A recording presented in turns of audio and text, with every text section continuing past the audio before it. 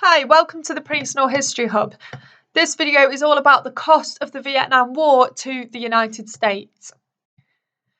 The Vietnam War hit the USA hard in terms of money and lives. The financial cost was not just how much money was spent on the war, it was the fact that this money could not be spent on solving problems within the USA.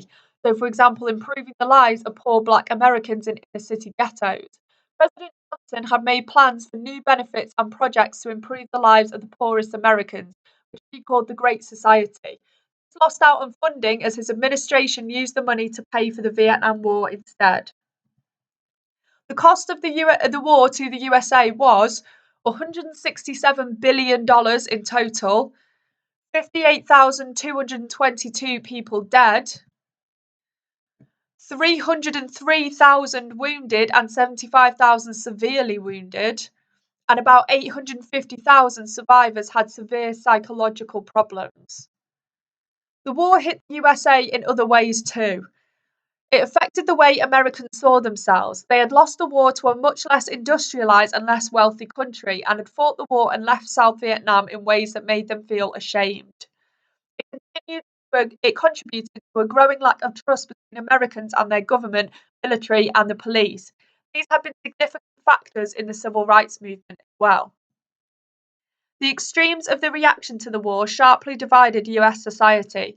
Not only were many Americans less trusting of their government, they were also less trusting of each other.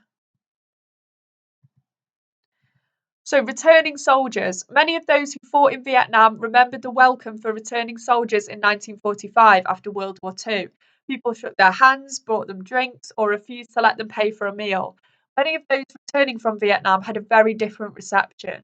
Most of those who had served in World War II returned all at once at the end of a war that had been won. The draft meant that soldiers were coming home from Vietnam after their tour of duty all through the war. Many came home during the war when opposition to it was significant.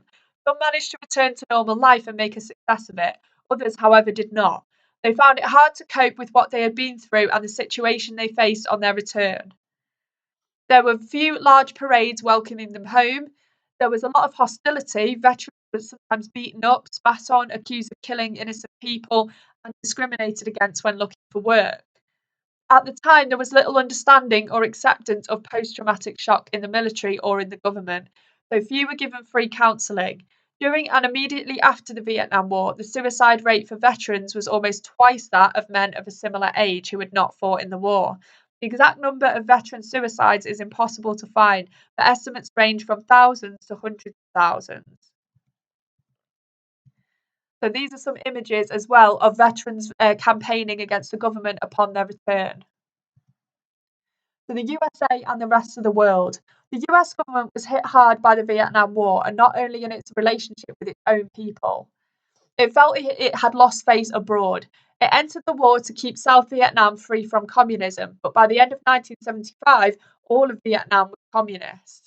The gradual cooling off of the Cold War meant that many politicians felt that the USA should be careful to get involved in conflict with other countries.